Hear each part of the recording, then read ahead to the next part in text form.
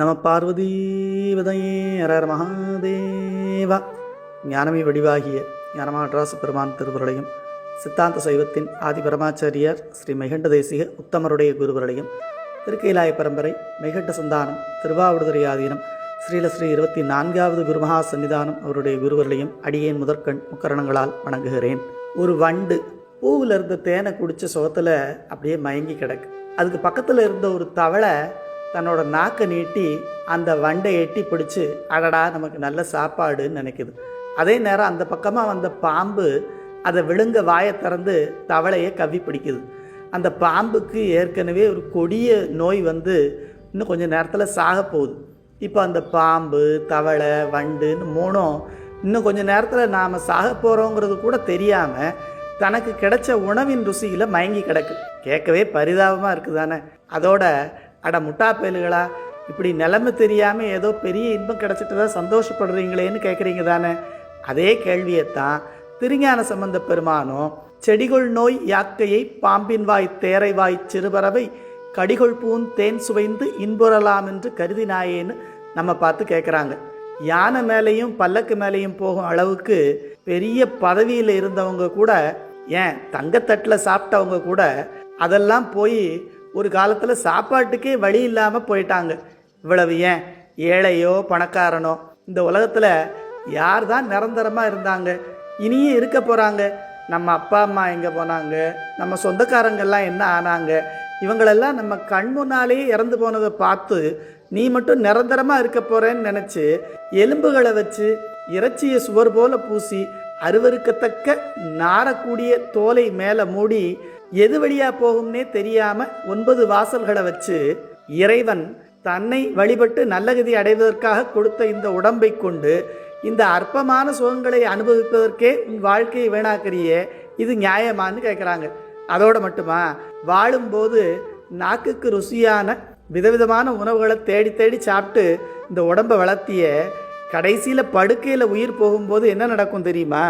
இப்போ உனக்கு விதவிதமான சுவையை உணர்த்தும் நாக்கு நீர் வற்றி உலர்ந்து போகும். அதனால வாயில் போட்ட சாப்பாட்டை உள்ளே தள்ள முடியாது, அதாவது சாப்பிடவே முடியாது.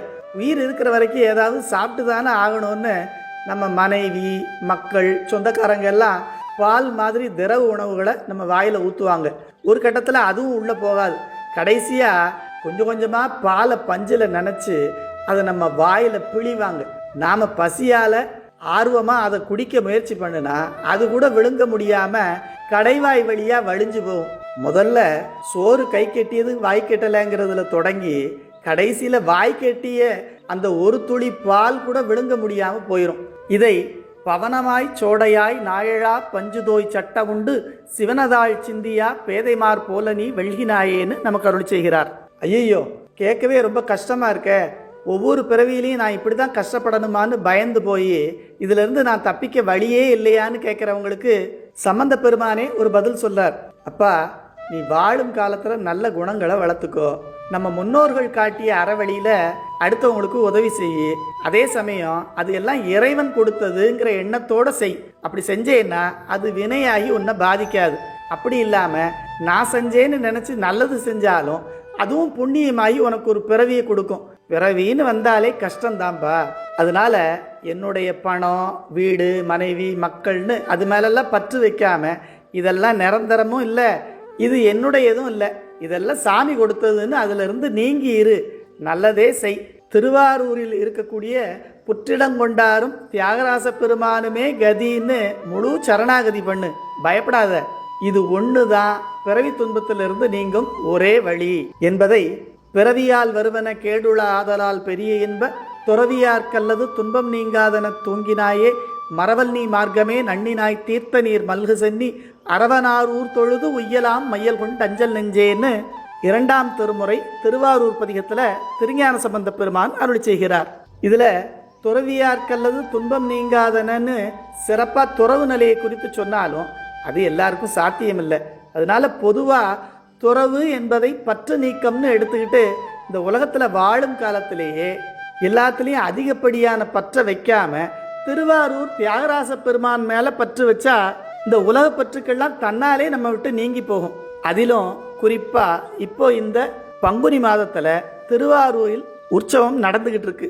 இதில் போய் நாமளும் கலந்துக்கிட்டு புற்றிடங்கொண்டீசரையும் தியாகராச பெருமானையும் வழிபட்டு, அதிலும் குறிப்பாக நம்முடைய அறியாமையை நீக்கி நமக்கெல்லாம் நல்ல கதி கொடுப்பதற்காக தியாகராச பெருமானே ஆழித்தேரில் எழுந்தொருளி நமக்காக வரப்போகிறாரு. அந்த நேரத்தில் நாமெல்லாம் அங்கே போய் ஆரூரா தியாகேசான்னு சொல்லி மனமுருகி வழிபட்டு, நீ மட்டும்தான்ப்பா வேணும், எனக்கு வேற எதுவும் வேண்டான்னு வேண்டிக்கிட்டீங்கன்னா அவர் உங்களுக்கு இந்த உலகத்தின் இன்பங்கள் எல்லாத்தையும் கொடுத்து நிறைவாக முக்தி இன்பத்தையும் கொடுப்பார். இது ஞானசம்பந்த பெருமானுடைய வாக்கு. அதனால நாமும் இந்த பங்குனி திருவிழாவில் கலந்துக்கிட்டு ஆரூரா தியாகேசான்னு சொல்லி நல்ல கதி அடைவோம். அதற்கு திருவருளும் குருவருளும் நமக்கு துணை செய்யும். சிவா திருச்சிற்றம்பலம். நம பார்வதீவதையே. ஹர ஹர மகாதேவா.